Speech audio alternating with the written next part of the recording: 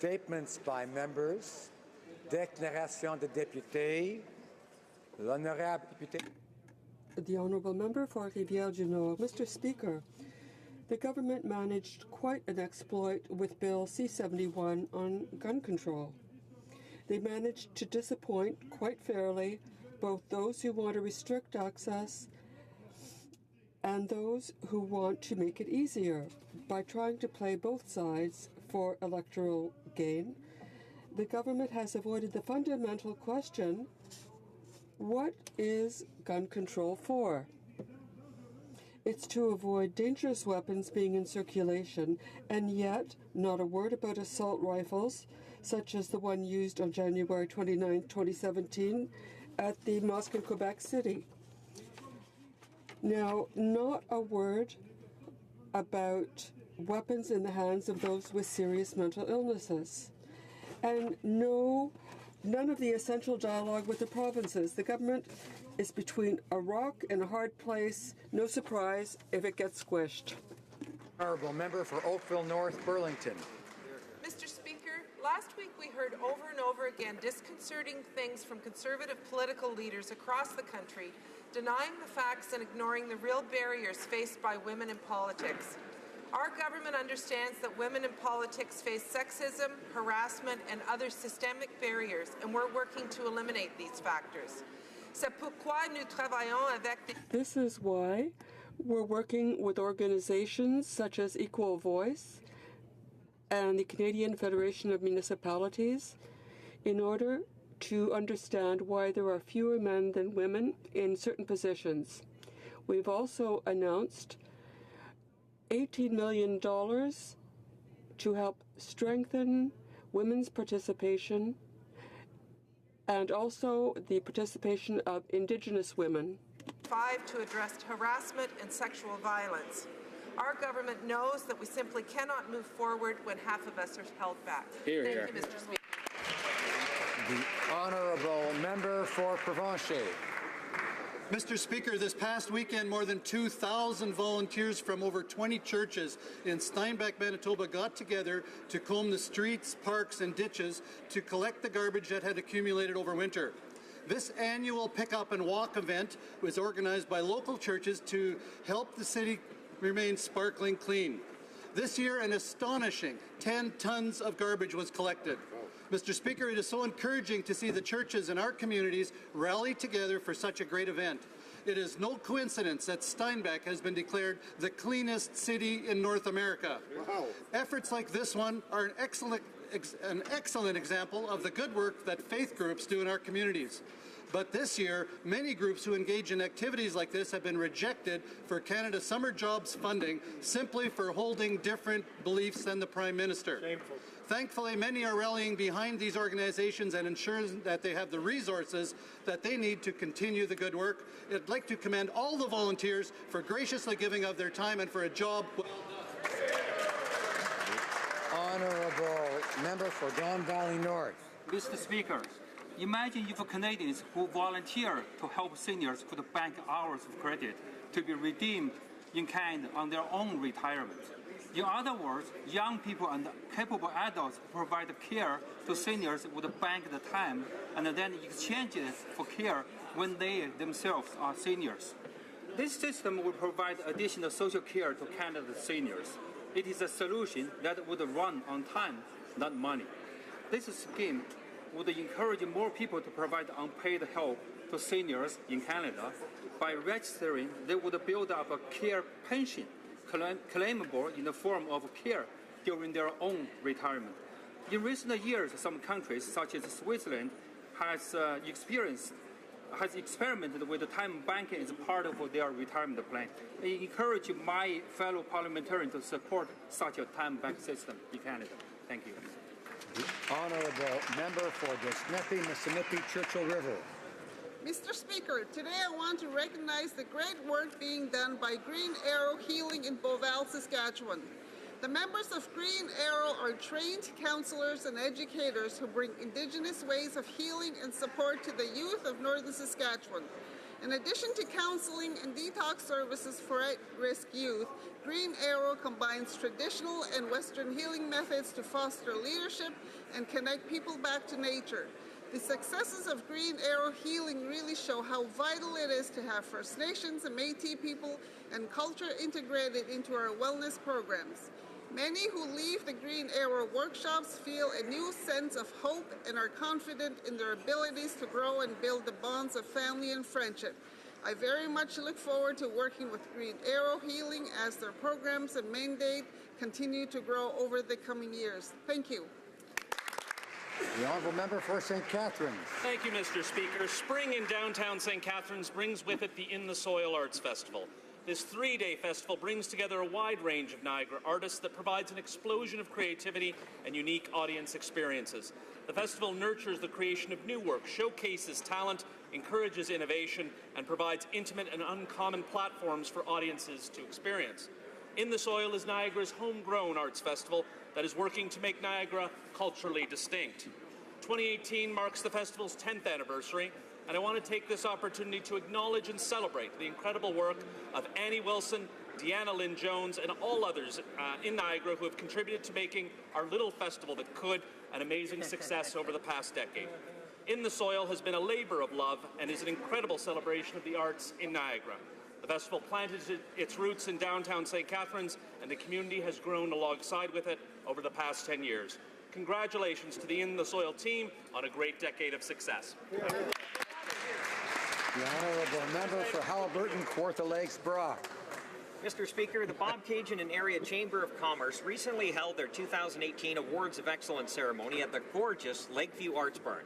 I would like to congratulate all award nominees and recipients, including Andy Lummis and Jessica O'Neill for the Employee Achievement Award, Bob Cajun Eye Care Center, the Business Achievement Award, Granny Bird's Wolf Shop, New Business Achievement, Happy Days Houseboats, the Hospitality Award, Bob Cajun Canada Day Committee, the Not-for-Profit Achievement Award, Canada-U.S. Walleye Tournament for the Tourism Achievement, Sarah Quick Creative Arts Achievement Award, and of course Ruth McIsaac for winning the Citizen of the Year Award. A special thank you to all the sponsors, staff, General Manager Ruth Ann Wilson, the Board of Directors, and President Miriam Newton for organizing this spectacular event. And in keeping with the theme of a strong business community, Speaker, I would also like to extend my congratulations to Cavtech and Percheron Plastics for winning the recent Bears Lair entrepreneurial competition in Peterborough.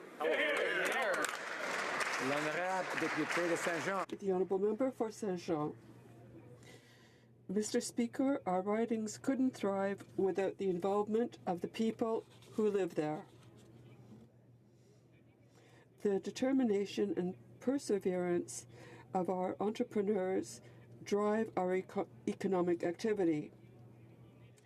And it is thanks to stakeholders that businesses evolve. Saint-Jean Pizzeria is a shining example.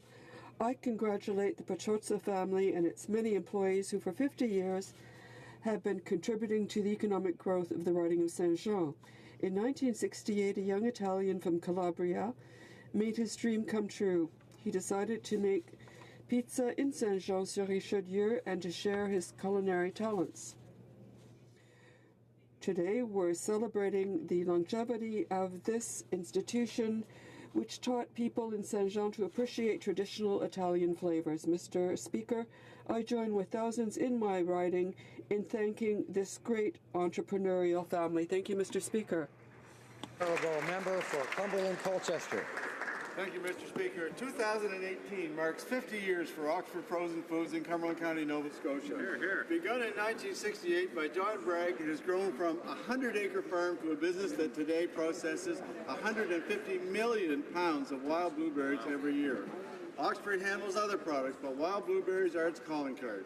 And today, Oxford exports grade A fresh and frozen wild blueberries to over 30 countries from Nova Scotia.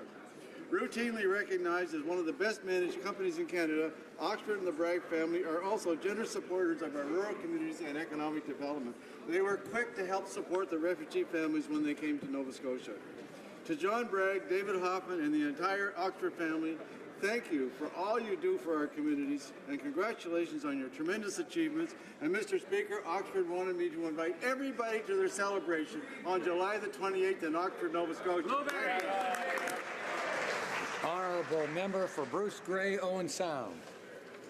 Mr. Speaker, this Sunday is Mother's Day, and I would like to pay tribute to mothers everywhere. I lost my mother a year ago, and I still miss her dearly. We are all blessed with just one mother, and mine was the best, Mr. Speaker, just as yours is, I'm sure, and every other member in this place's mother is. Mothers are the glue in every family, the one we run to first at a very young age when we scrape a knee, and the first one we go to as adults when things are tough or we're having a bad day. So today I say thanks, Mom, you are the best. And thank you to my wife, the mother of our 3 sons, to my daughters-in-law, who are the mothers of my grandchildren, and indeed, to all mothers across Canada, I say thank you for being who you are. This Sunday, sit back, put your feet up, and enjoy the day. You have earned it. Happy Mother's Day.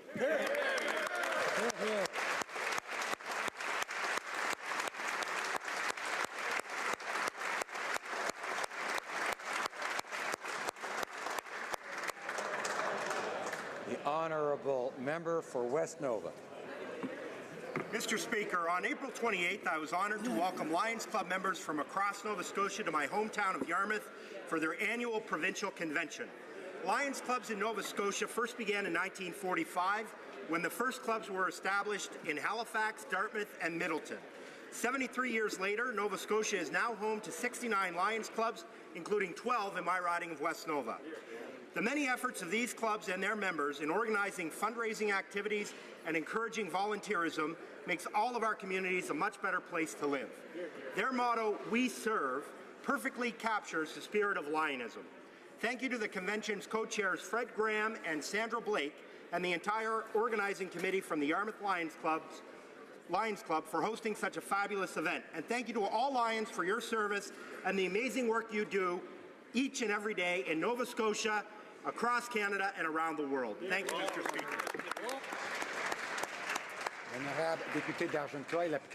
The honourable member for Argentan-La-Petite-Nation. Excellence in Parliament. We are fortunate to welcome Team Canada athletes competing at the Olympic and Paralympic Winter Games this year in Pyeongchang, South Korea. Together, they garnered an impressive 57 medals. It's never seen before in our Canadians, and they are a source of inspiration for all Canadians. C'est comme moi.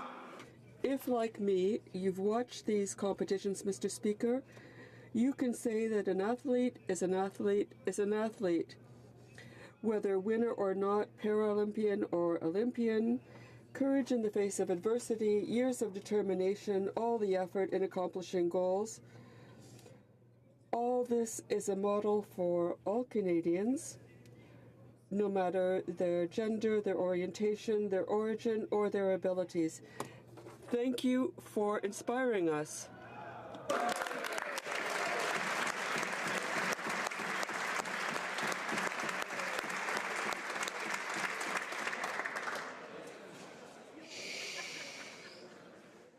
The honourable member for Flamborough-Glanbrook. Mr. Speaker, 2 days ago we laid to rest Major Reverend Canon Robert Feed, who was tragically killed on his motorcycle. Major Canon Feed faithfully served the Anglican Diocese of Canada for 25 years, but his work was never confined to the walls of the church.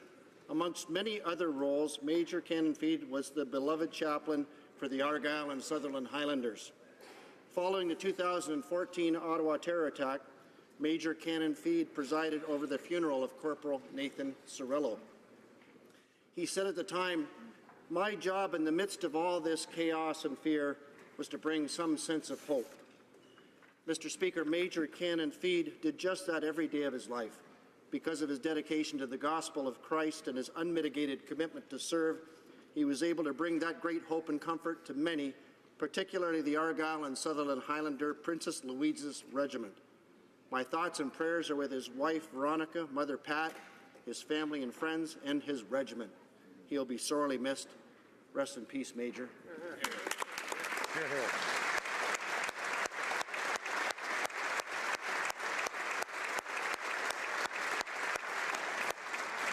The honourable member for Aurora, Oak Ridges, Richmond Hill.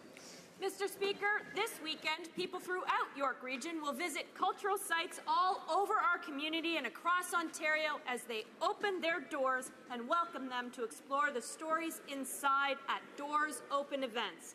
In my riding, doors will be open in Richmond Hill at the Hindu Temple, Thomas Boynton House, and St. Mary and St. Joseph Coptic Orthodox Church, and doors will be open in Aurora at the Farmers Market, the Public Library, Victoria Hall, and the Aurora Cultural Centre. Let us celebrate the diversity and rich cultural heritage that makes us who we are as Canadians.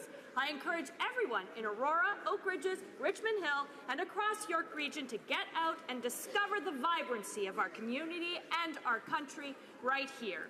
Join me on Saturday, May 12th in Aurora and Richmond Hill for Doors Open 2018. Thank you. The honourable member for London Fanshawe. Mr. Speaker, this Friday, Canada will undergo its third Universal Periodic Review at the United Nations. This is an important moment when Canada will be held accountable by other UN member states on our domestic human rights track record. Canada's human rights violations, including discrimination against Indigenous peoples, violence against women, systemic racism, and poverty, will be discussed on the world stage. The federal government is responsible for ensuring compliance with the Canada Health Act. The Act requires universal coverage for all insured persons for all medically necessary services. Furthermore, the federal government provides direct health care for First Nations, military personnel, and incarcerated individuals.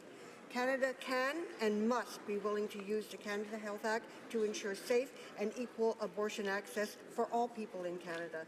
This government must do its duty and embrace a recommendation to use the Canada Health Act as a mechanism to ensure safe and equal access to abortion for all. Honourable member for Niagara Falls. Mr. Speaker, I rise in this House today to make Canadians aware of some very troubling changes the Liberals are proposing in Bill C-75. The government is essentially watering down very serious criminal charges by adding a possible summary conviction as a Crown option. Now, this would result in a penalty as low as a fine for what was an indictable offense with a penalty of up to 10 years. These charges include abduction of a child under the age of 14, material benefit from trafficking, breach of prison, participation in a terrorist group or criminal organization, advocating genocide, and arson for fraudulent purposes. Mr. Speaker, the list goes on. This is the Liberal answer to the current backlog in the justice system, a crisis created by not appointing the adequate number of judges to the bench. Canadians know this. When a perpetrator of a serious crime is set free with a mere fine, he or she hasn't paid the price for that crime. Mr. Speaker, I call upon this government to finally start putting the victims first. Honourable member for Labrador. Thank you, Mr. Speaker. As we celebrate National Nursing Week, we acknowledge the tremendous skilled and caring nurses across Canada and thank them for their endless contributions to health care. I would like to welcome the Canadian Indigenous Nurses Association to Parliament Hill and acknowledge the significant work that they do to advance Indigenous nursing and improve the lives of Indigenous people.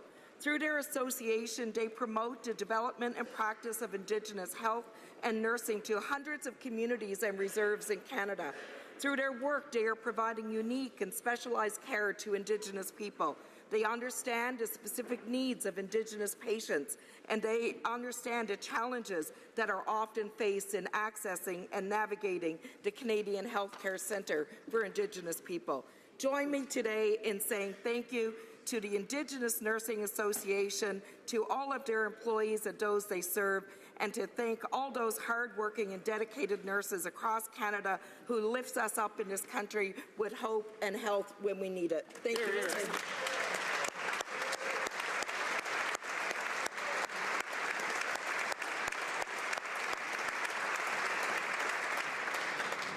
Oral questions, questions orales. The Honourable Leader of the Opposition.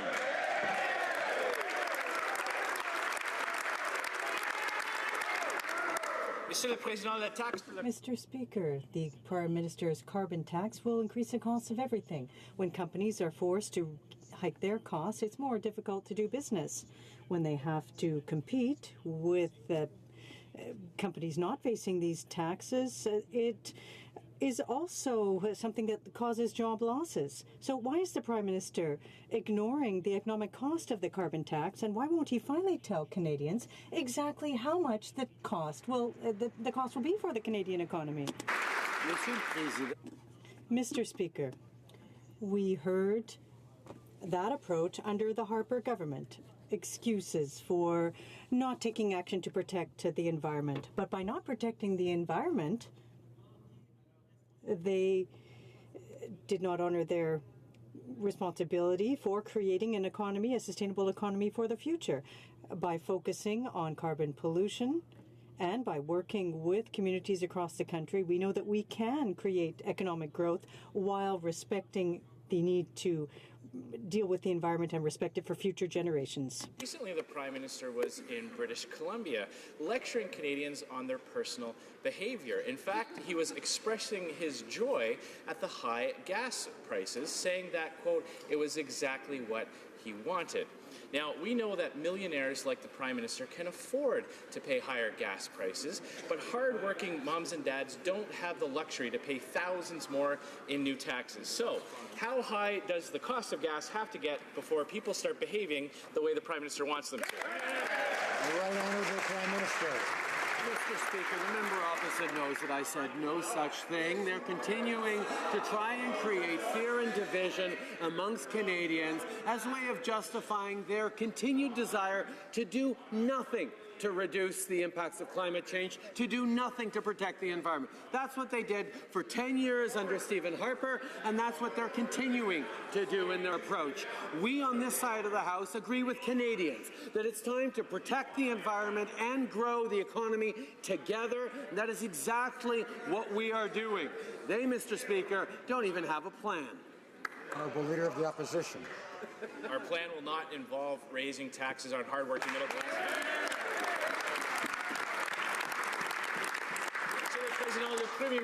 Mr. Speaker, the Prime Minister broke his promise on democratic reform when he didn't succeed in jigging the system to benefit Liberals. Then he tried to jig the rules to weaken the opposition. The Liberals are having trouble with their funding. They are trying to put restrictions on other parties that aren't facing those problems. Why is the Prime Minister imposing new rules and promoting super PACs like in the United States? On the contrary, Mr. Speaker, what we have done with our elections reform, with the reform of elections financing, is to bring greater transparency and rules to limit the influence of money in our politics. We need to create opportunities for people to fully participate in all debates without being influenced by money. And that is exactly the reform we're putting in place. It's what Canadians expect, and it's what we're delivering. Yeah. Honourable Leader of the Opposition. Done at all, Mr. Speaker. Every time this Prime Minister doesn't get his own way, he responds by rigging the rules to benefit his own party. When he didn't get the electoral system he wanted, he abandoned all the plans for democratic reform. When the opposition parties proved too effective in the House of Commons, he tried to take all the tools away from parties that sit opposite from him. And now, instead of developing policies that encourage more Canadians to donate to the Liberal Party, the Prime Minister is trying to rig the next election by imposing punitive rule changes on his opponents. So, why is the Prime Minister restricting the activities of political parties but making it easier for U.S.-style super PACs to spend huge sums of money? Right Honourable Prime Minister. Mr. Speaker, it's actually not a great surprise that the Conservatives don't understand the least bit what we are actually doing with electoral financing reform. Their idea of improving the Canada's Elections Act in the last government was to make it harder for people to vote while making it easier for wealthy people to participate in financing of political parties. We actually took the opposite approach. We know that limiting the influence of money in our political system is for the benefit of Canadians and to the benefit of our entire political system. Honourable Leader of the Opposition. Our changes led to more Canadians voting in the last election than in many, many elections before, for years and years and years. Now, but it's clear. It's clear that the Liberal Party can't attract the support from Canadians themselves. That's right. They have had abysmal numbers fundraising, encouraging Canadians to make free decisions to donate to them. So he's imposing restrictions on what other political parties can do with the money that Canadians freely donated to those parties. So simple question. Will he implement the same ban on ministerial travel and government advertising in the pre-written?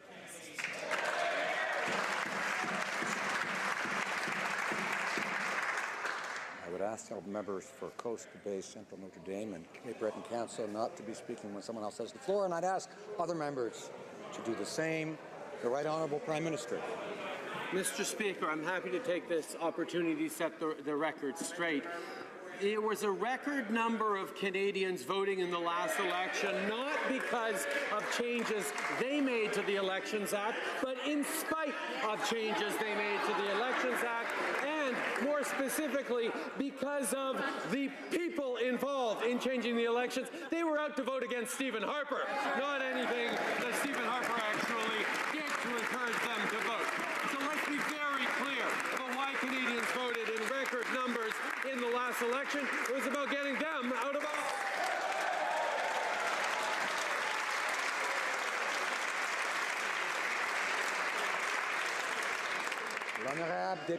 The honourable member for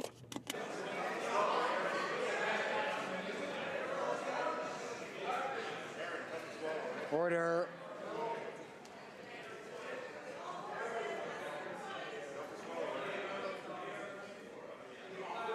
Alors. Order. The honourable member for Rimouski-Nejet, Témiscouata-les-Basques. After having given up the reforms on the voting method, now the government is jeopardizing democratic institutions. The Director of Elections is an agent of Parliament, and when normally we receive notifications months in advance. Now, we're a mere 18 months from the actual general election. We've seen two candidates in less than 3 weeks, and we've only got 7 days to provide an opinion. Does the Prime Minister think that this is an open, transparent, merit-based process? The Right Honourable Prime Minister. Following a rigorous and open process based on merit, Stéphane Perrault was identified as the best qualified candidate for the position of Chief Electoral Officer. Following 20 years of service to the government, he has a knowledge and in-depth understanding of the Canada Elections Act and the parliamentary system in this country. We're convinced that under his guidance, Elections Canada will be more than ready for the federal election in 2019. We have put forth an excellent candidate to the House. Honourable member for Berkeley Valley. For more than a year and a half, the Liberals knew that we had to hire a new Chief Electoral Officer, and they did nothing. For more than a year and a half, the Liberals sat on a bill to undo the worst of Stephen Harper's Unfair Elections Act, and they did nothing. So now, with less than a year and a half to go before the next election, the Liberals are panicking. Rather than work with us, they just sent us a letter a few weeks ago with just one name on it for a new Chief Electoral Officer. Then just last week, they sent us another letter with another name on it, but a different guy. And Canadians want to know what happened to the first guy, and when it comes to our democratic rights, why do Liberals have such a hard time getting the job done? Right Honourable Prime Minister. Mr. Speaker, after a rigorous, open and merit-based process, Mr. Stéphane Perrault has emerged as the most qualified candidate for the position of Chief Electoral Officer. With over 20 years serving in government, he has extensive knowledge and understanding of the Canada Elections Act and the Canadian parliamentary system.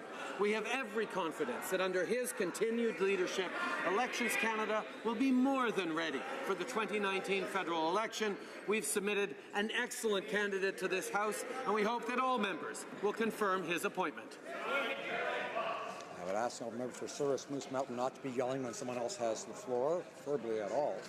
The member for Skinner Berkeley Valley. It would have been better if he just said, "Your call is important to us. Please stay on the line."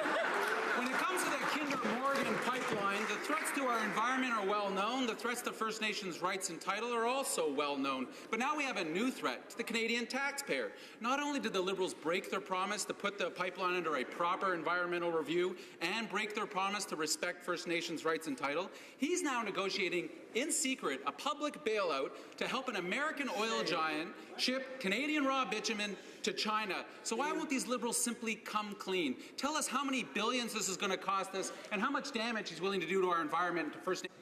Right Honourable Prime Minister. Mr. Speaker, once again, layers of erroneous information in the question the honourable member just asked. First of all, we strengthened the environmental assessment process for the Trans Mountain Pipeline expansion, did more consultation with Indigenous peoples, and we've actually got to the point where there are over 40 different First Nations organizations that have signed cost-benefit agreements and are very supportive of this pipeline expansion project, something the NDP never talks about.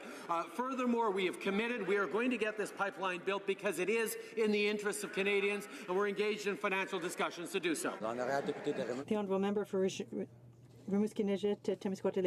conservative and calls it strengthened. Can't believe it. L'échéancier arbitraire de Kinder Morgan. The mandatory timeline is the 31st of May, and the government is in panic mode. Kinder Morgan is seeking an investment or compensation of $10 billion because of problems linked to the approval of the process. This is the Liberal government in 2015 had promised to put an end to subsidies and money for this sector. Will the government put $10 billion into Kinder Morgan? The Right Honourable Prime Minister. Once again, Mr. Speaker, the NDP doesn't seem to understand is that we have strengthened and added steps to the environmental assessment process and the consultation process with Indigenous communities to ensure that we don't take or use the broken process that existed under Stephen Harper. We know that we had to create a more robust system, and that is exactly what we did. When it comes to the financial discussions, we know that this is a project in the public interest, and we will advance responsibly in that regard. Mr. Speaker, every time this Prime Minister faces opposition either in this House or with the public, he takes away the tools that opposition parties have to hold him to account. Now, he is proposing to limit what political parties can do with money that Canadians have freely given to political parties. A very simple question. Will he impose the same restrictions on ministerial travel and government advertising in the lead up to the next election campaign? Honourable Prime Minister. Mr. Speaker, first of all, we know that it is the Conservative Party of Canada, when it was in government, that tried to tilt the rules to prevent people from voting and to make more money available for political parties because it helped them. They extended the writ period to try and outspend everyone, but Canadians didn't buy any of what they were selling, and that's why they're now on that side of the House. Mr. Speaker, we have put forward proposals to reform the Elections Act, and we look forward to that proposal getting to committee and hearing any and all the suggestions that the members opposite will make to improve and strengthen. I have to remind the honourable member for Elgin, Middlesex, London, that you should not be speaking throughout the time that someone else is speaking. The honourable member for Richmond Arthabaska. Mr. Speaker, Canada is an open and welcoming country. I think that we all agree on that here in the House. That's not where the problem is. People are crossing our borders illegally. Our customs officers are worn out, and the cost of managing this is going up. But unfortunately, the Liberals are incapable of showing leadership on the file. So my question for the Prime Minister is simple. Will he take responsibility and ensure that the borders in Canada are respected? The Right Honourable Prime Minister. Mr. Speaker, each person who crosses the border in an irregular fashion is stopped. This is what happens across the country. Following that, we analyze their files because we have an obligation under international conventions to enable people who seek asylum to show that they need to receive asylum, and we do that rigorously. If they are not deemed real refugees, they will be sent back home. We have a system that applies in its integrity, regardless of how someone arrives here. Mr. Speaker, officials are expecting 200 illegal migrants to cross into Canada daily this summer, placing immense stress on our immigration system. Meanwhile, the Liberals are doing nearly nothing to support our seniors. Canadians are wondering, why are the Liberals continuing to favor illegal border jumpers while ignoring the needs of seniors? Prime Minister. Mr. Speaker, the stresses in our immigration system are largely holdovers from a Conservative government that did not invest in the kinds of supports for our immigration system, that cuts resources to the Canadian Border Services, that continued to underinvest in the important processes that keep Canadians safe.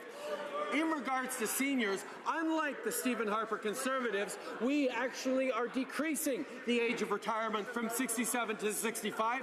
We've increased the guaranteed income supplement by 10% for seniors. We've made new investments in the New Horizons program for seniors. That's going a long way to support them.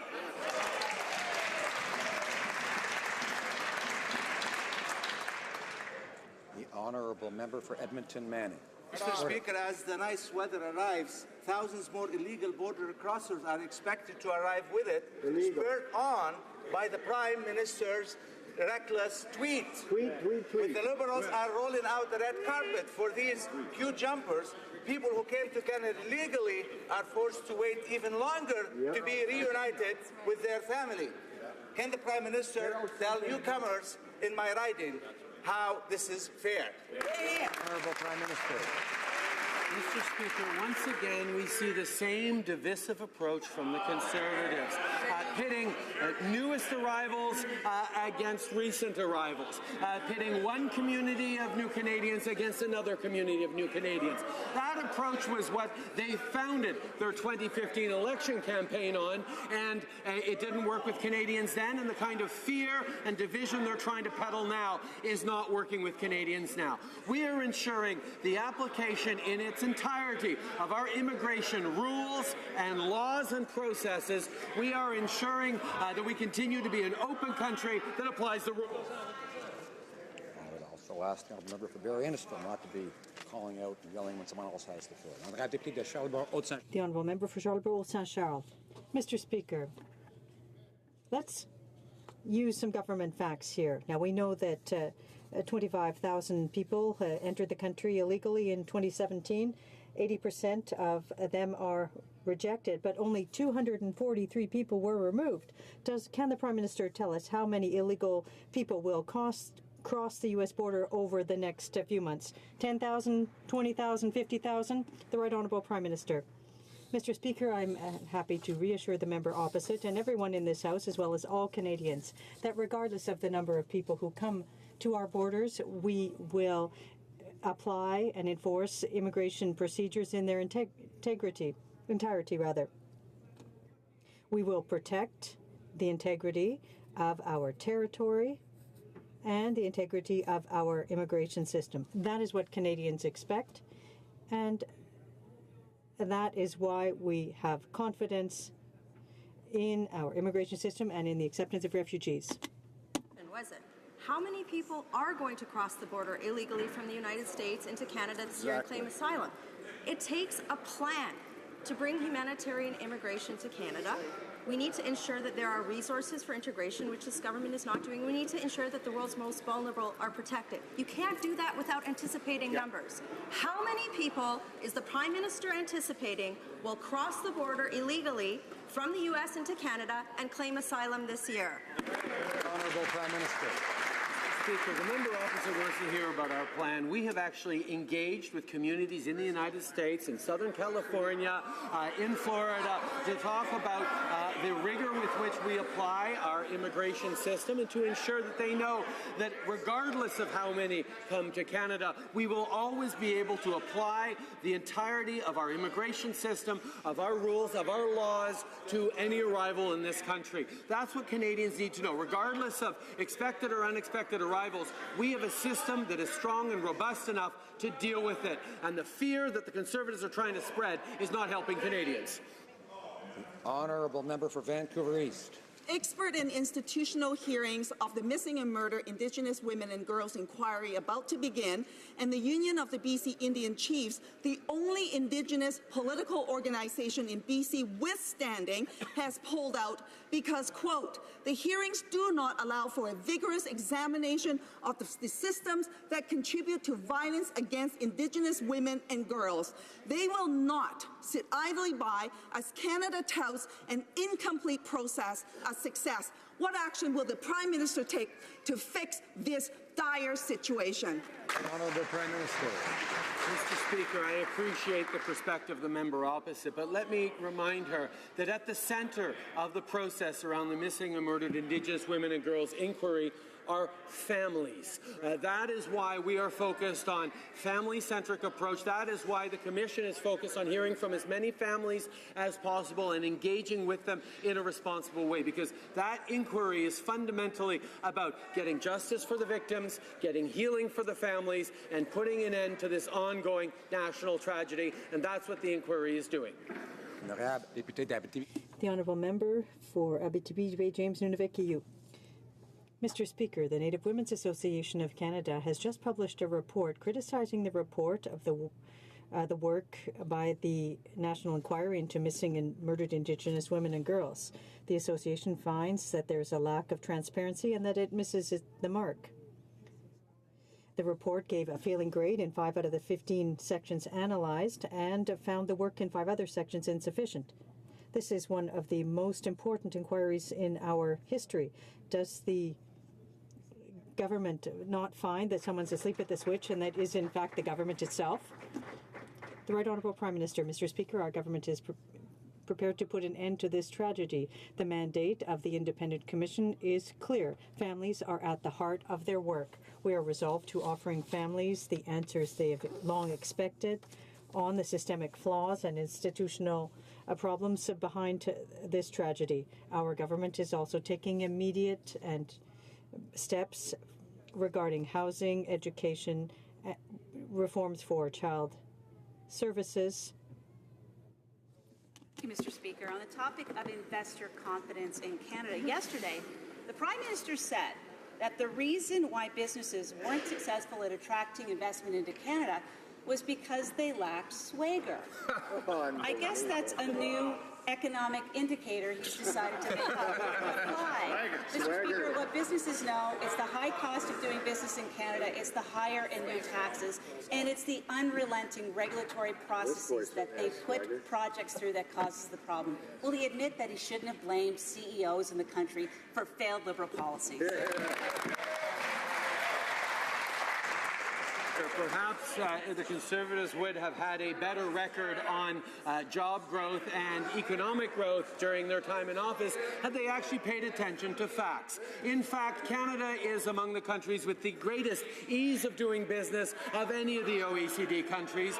We have consistently demonstrated through the high caliber of hard work that Canadians are willing to do, our great education system, yes, our confidence in the future, that these are the things that investors around the world are looking for. We are drawing in record numbers of investments in extraordinary fields across this country. Honourable Member for Milton. I'm just wondering, Mr. Speaker, perhaps he's going to be changing the G7 agendas to include, the importance of swagger. The importance of swagger is world economics. The reality is that there is a problem in Canada with respect to investor confidence, and it has to do with the fact that taxes are too high. It's too difficult to do business in Canada because of high costs, and you get stuck in a regulatory approval process that takes years to come out of. When will they stop blaming CEOs in Canada who work hard, instead look to themselves as the problem? Honourable Prime Minister. Mr. Speaker, here are the facts. For 10 years, Stephen Harper had the worst growth rate in Canadian history since R.B. Bennett in the depths of the Great Depression. Over the past 2.5 years, we have created hundreds of thousands of jobs, and last year we actually had the fastest growth in the entire G7. Mr. Speaker, our plan of investing in the middle class, giving confidence to Canadians, giving confidence to investors is exactly what is working for Canadians, and they just don't get it.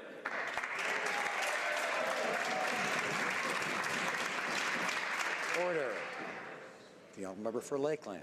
Order. There's some swagger. Seems so angry. Yeah. The Prime Minister promised Canadians a law that will ensure the Trans Mountain expansion will proceed. Now the Natural Resources Minister says legislation might not be introduced. The Liberals talk, but they've done nothing to meet the May 31st deadline. The Prime Minister created this crisis. He misled Canadians with that promise. Now he claims his only option may be to force taxpayers to foot the bill, which Kinder Morgan didn't even need. A total failure. Yep. Can the Prime Minister tell Canadians how he will meet the deadline and guarantee the expansion will go ahead? Right Honourable Prime Minister. Mr. Speaker, for 10 years, they didn't get it done.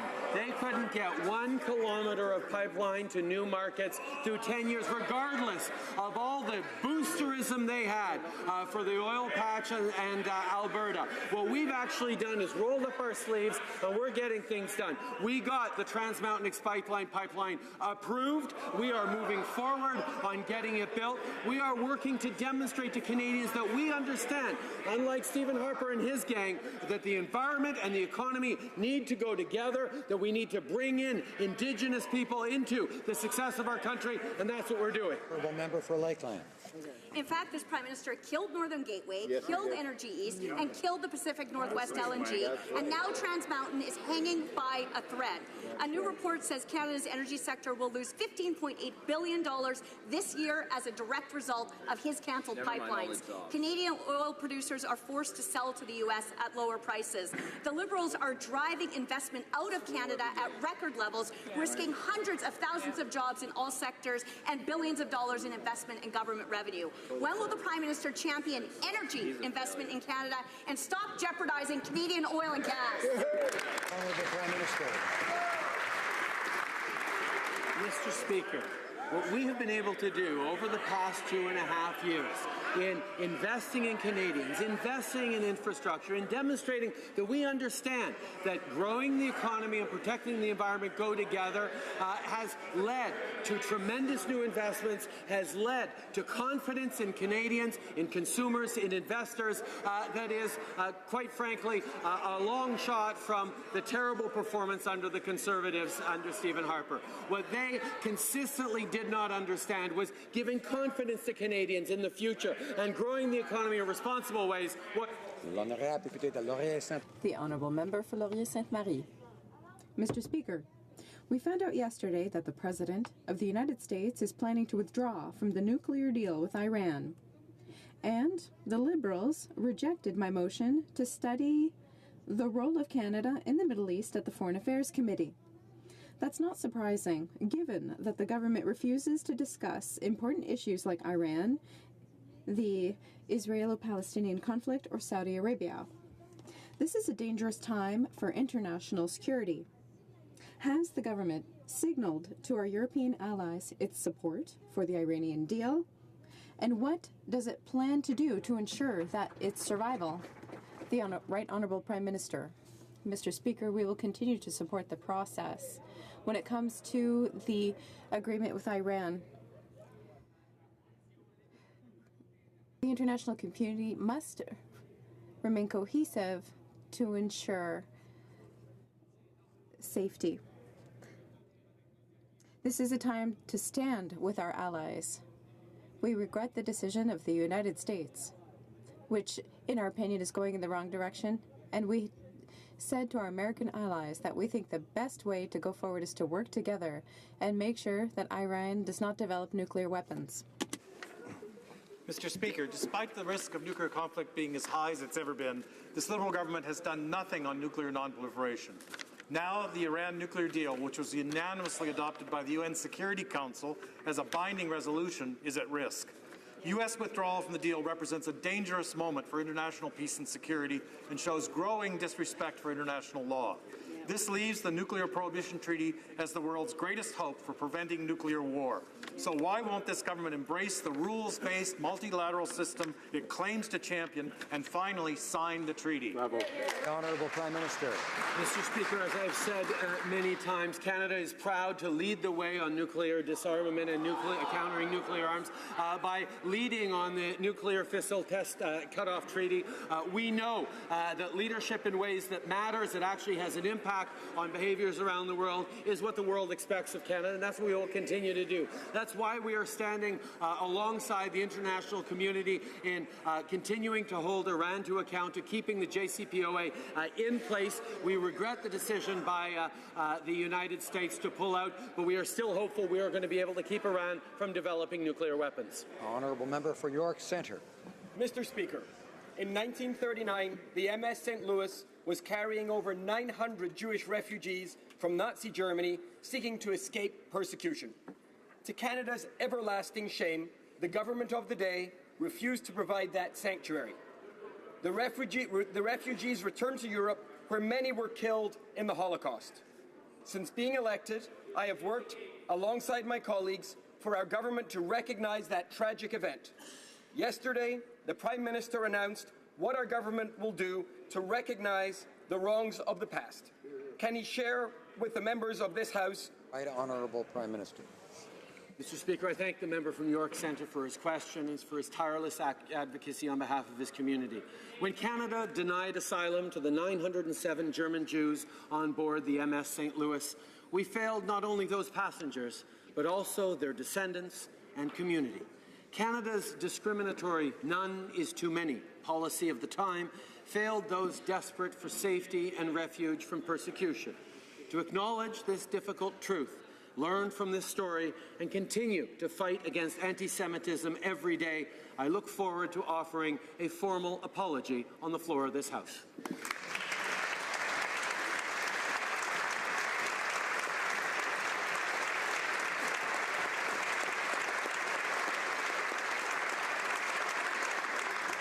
Honourable Member for Banff Airdrie.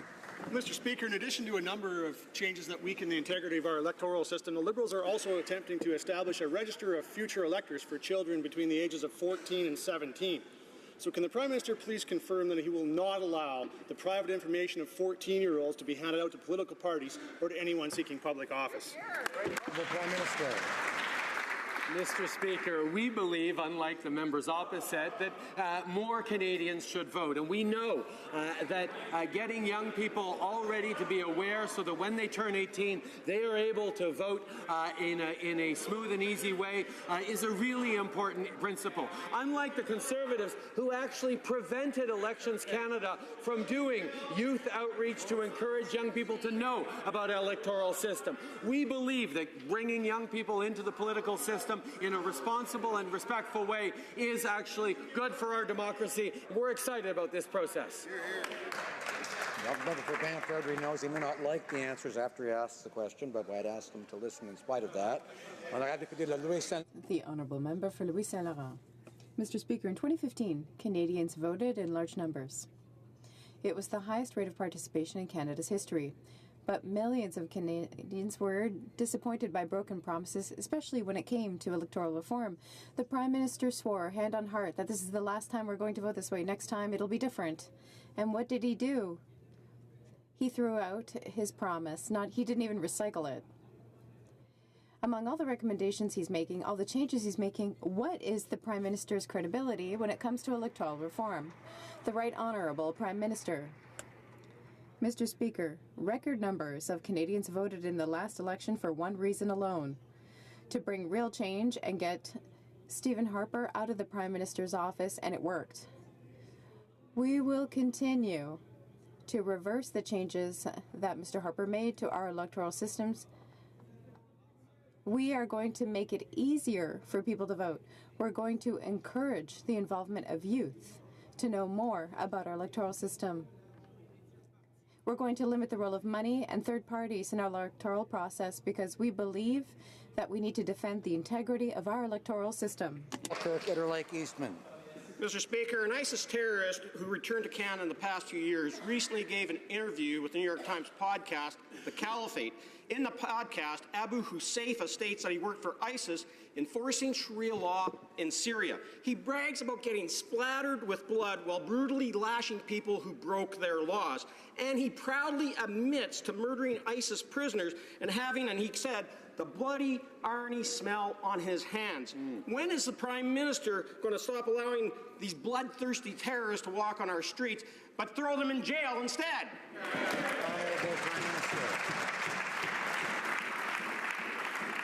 Mr. Speaker, once again we see the Conservatives trying to drum up fear is a way of political attack.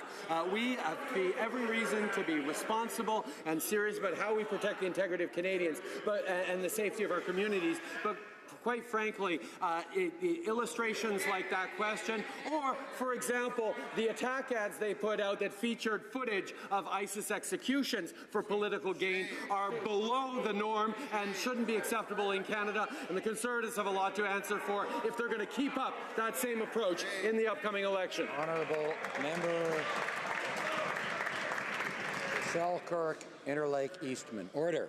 Mr. Speaker, the Prime Minister is actually running away from his responsibilities here. It's a cop-out. I'd like to remind everyone that the Prime Minister hasn't hesitated in giving special treatment to terrorists, like offering classes for returning terrorists in poetry and podcasts. And of course, he loves writing checks for $10 million.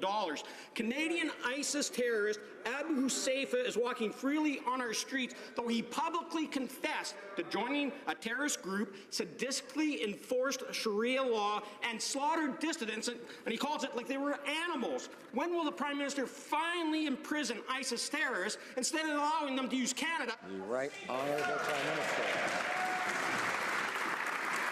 Mr. Speaker, once again, we saw this approach in the last election by the previous government. It doesn't work to try and scare and divide Canadians. Our security agencies take all potential threats very seriously and use the full toolkit of measures, including surveillance, the no-fly list, revoking passports, and laying criminal charges when sufficient evidence exists. The expertise of Canadian security and law enforcement professionals is highly respected around the world. Our security services are doing their work in spite of over $1 billion in cuts they suffered under the Harper government. Bingo! Honourable Member for London Fanshawe. Mr. Speaker, this Friday, Canada will be held accountable for its human rights record at our third periodic review at the UN. Safe and equal access to abortion is the right of all Canadians, yet this remains shockingly inconsistent. Women living in rural areas often travel unacceptable distances to access an abortion clinic. It's unconscionable. When will this government use the Canada Health Act to grant all Canadians their right to safe and equal access to abortion? Hear, hear. Honourable Prime Minister. Mr. Speaker, I thank the member opposite for her question and her hard work standing up and fighting for women's rights right across the country. We agree with her. We know that safe and easy access, responsible access, affordable access to reproductive health services, including abortions, is of fundamental importance to all Canadians. That's why we move forward on ensuring that all provinces are offering that. We continue to work right across the country to ensure that the Canada Health Act is brought in, and we will always be unequivocal in standing up for a woman's right to choose. The Honourable Member for Salaberry-sur-Roi. I can't believe what I just heard, Mr. Speaker. Order. Alors. L'honorable député de Salaberry. The Honourable Member for Salaberry-sur-Roi. It's a right, and everyone needs to understand that, Mr. Speaker.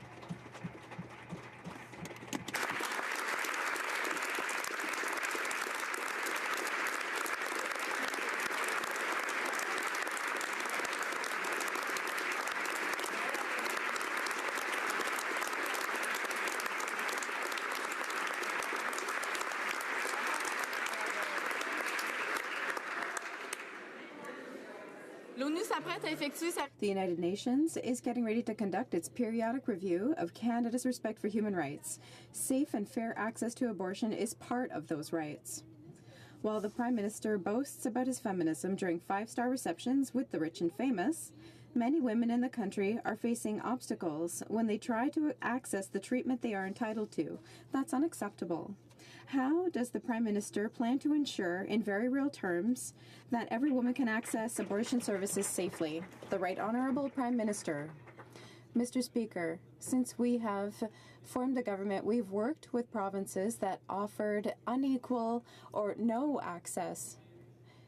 We're working with them to ensure that reproductive services and that women's choices are protected. On this side of the House, along with the NDP, we agree that yes, a woman has a right to choose what happens with her own body, and we will always defend that right in spite of what the Conservatives think and say.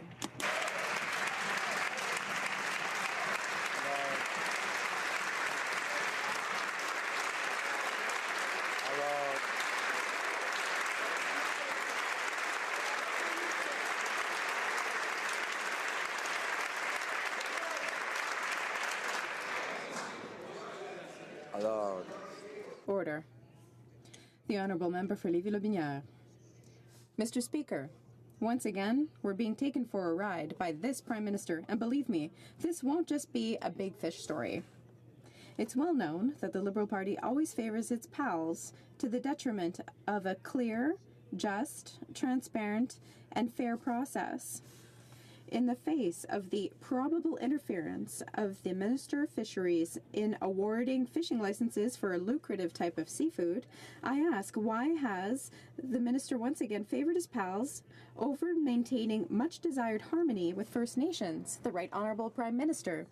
Mr. Speaker, reconciliation with First Nations involves creating economic opportunities for them. We're proud of the approach that we have taken to generate economic growth for First Nations communities when it comes to the Arctic surf clam. I'm very proud of what we are doing. We're going to continue to create opportunities for Indigenous peoples. If there's a question or a concern, I suggest to my friends on the other side to talk to the Ethics Commissioner, but I can tell you that everything is in line with the rules on this side of the House. Prince George. Not so fast, Mr. Speaker.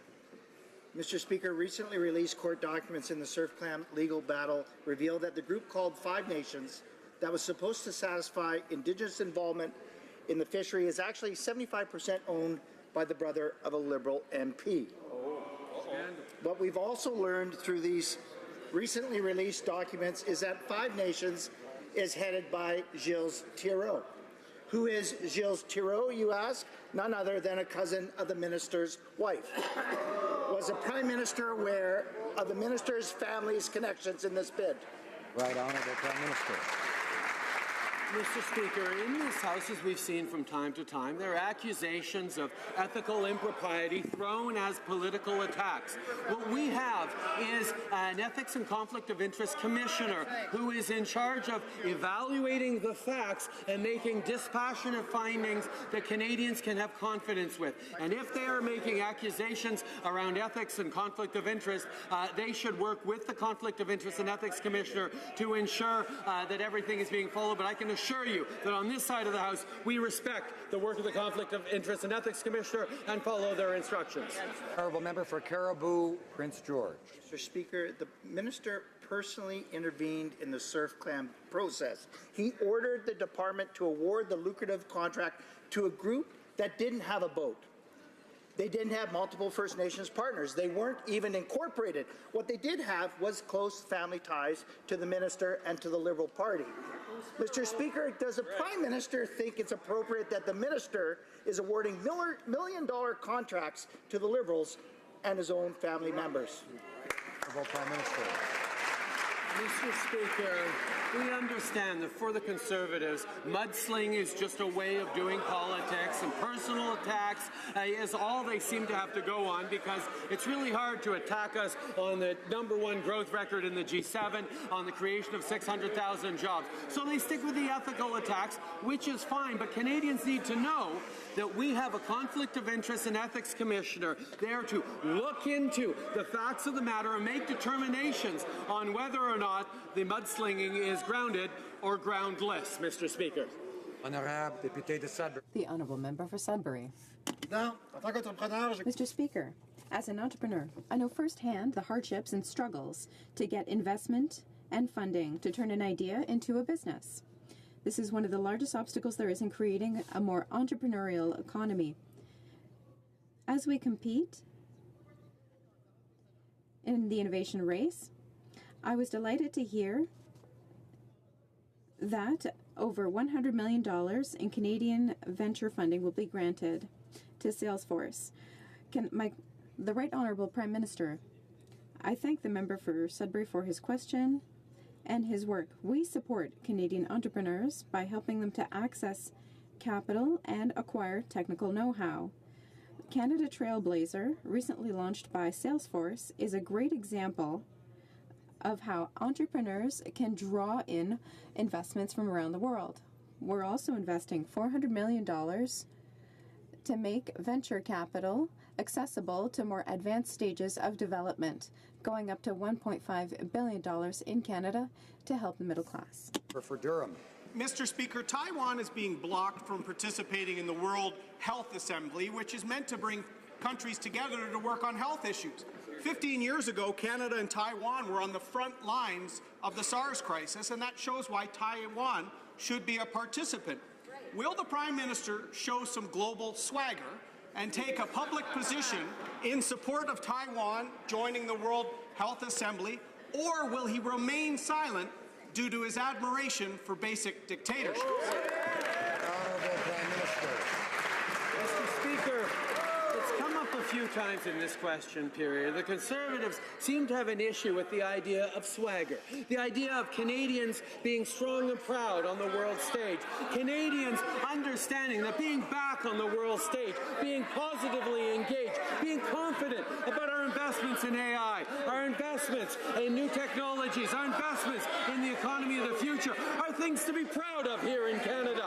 No, we will not apologize for swaggering when it comes to talking about Canada and being confident in the future that we're building together.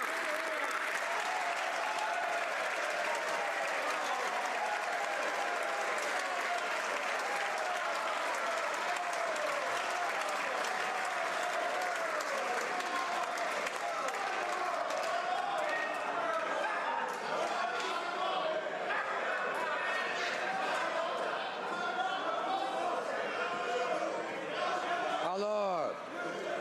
Order. Honourable Member for Durham, come to order. Order. It would be nice to be proud of the decorum in this place. The Honourable Member for Beloeil-Chambly. Order. Mr. Speaker, currently, New Brunswick is experiencing the worst flooding it's seen in years. The water level is starting to go down, but the situation is still urgent, and it's far from going back to normal. Many roads are still closed, and many residents still can't get back into their homes. We know that the damage will be considerable, and there will be a lot of cleanup to do. My question is to find out what the government plans to do to help the province and flooding victims to quickly get back on their feet. The Right Honourable Prime Minister. Mr. Speaker, we recognize that all throughout the country, like Kelowna, Alberta, Ontario, and especially New Brunswick, there are a lot of challenges when it comes to flooding. We are still working very closely with local authorities to determine whether the federal government needs to intervene. Currently, we are very pleased with the cooperation we've seen. We've been helping the Coast Guard, who is assisting people in New Brunswick. We are going to support the victims of flooding everywhere. Mr. Speaker, people in New Brunswick, including my riding of St. John Rossay, have been hit hard by flooding.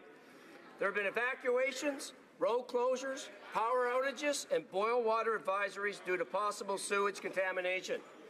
We are very grateful for the first responders and everyone else who has been helping friends, neighbors, and strangers impacted by the floods. Can the Prime Minister tell us how the government is supporting response and rescue efforts? Thank you, Mr. Speaker. Prime Minister. Mr. Speaker, as I said, all our thoughts are with the people across the country affected by floods and with the first responders and volunteers working so hard to keep them safe. I thank the member from St. John Rossi for his question and his New Brunswick colleagues for the work they've done to help their constituents during this tough time. We've responded to all the province's requests for assistance, including Coast Guard rescue boats and RCMP security patrols. We are, as always, in very close contact with provincial authorities in New Brunswick and across the country, and we remain ready to respond quickly to any additional requests. The Honourable Member for Bellechasse-les-Échemins-Lévis. Mr. Speaker, we found out that the Prime Minister will finally be in a riding without an MP for months in Saguenay. It's a great opportunity to keep his promise, which he gave in January. Saguenay needs icebreakers for economic development, and thousands of jobs depend on it. The Coast Guard's fleet is aging, and it is urgent to make a decision now to get ready for the next season. Will the Prime Minister finally award those 4 icebreakers, including AVIC, to the Davie shipyard to ensure the economic prosperity of the people of Saguenay? The Right Honourable Prime Minister. Mr. Speaker, we recognize, first of all, the excellent work done by Davie's workers who delivered Asterix in exemplary fashion. We recognize how important it is to continue to support them with good jobs that will lead to good opportunities for Canadians, including those in Saguenay. We are currently negotiating with Davie Shipyard on awarding several icebreakers, but negotiations are ongoing to find the best approach for Canadians and for workers. That is what we will continue to do. Of Islands. Thank you, Mr. Speaker. A little-known and anti-democratic provision of the Trans-Pacific Partnership appears to be making its way into NAFTA. It's called Chapter 25 in the TPP. What it does is reduce the abilities of governments to pass regulations in the public interest while expanding the powers of foreign corporations to object to regulations. Yes. My question to the Prime Minister is this true? Is the so-called regulatory coherence provision from the TPP entering NAFTA? And will this Parliament have a full opportunity to study, debate, and vote on NAFTA before we sign the bottom line? Honourable Prime Minister. Mr. Speaker, I would like to thank the member for her question on the good regulatory practices chapter of the NAFTA negotiations. Making sure nothing impedes our government's ability to implement needed regulations is an important principle in which we believe. This is about encouraging regulatory harmonization where it makes sense to do so. As with any agreement, it will be tabled in the House. However, at this point, we are still in the negotiating process, but the Minister of Foreign Affairs would be happy to provide a briefing to the member from Saanich Gulf Islands or any other member on this topic if they request it. I would like to draw to the attention of honourable members the presence in the gallery of His Excellency Timo Soini, Minister of Foreign Affairs of the Republic of Finland.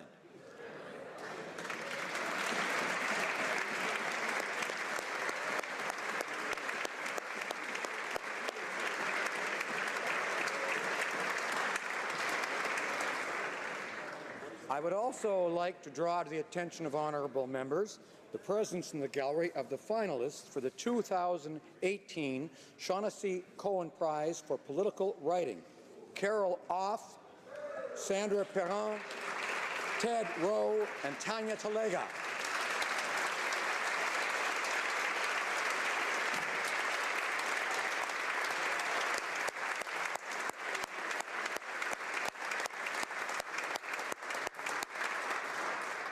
The Honourable Minister for the Status of Women is rising on a point of order.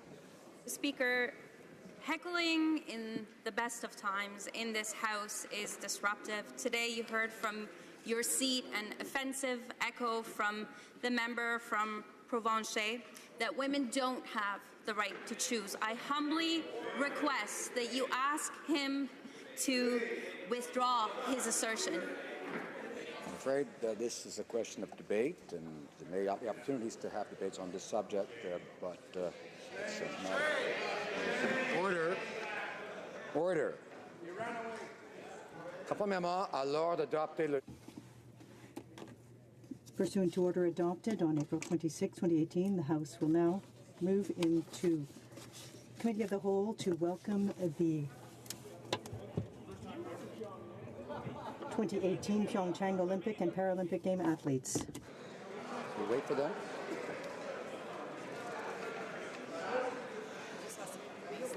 Ah, yes. Good to take the mace. Right.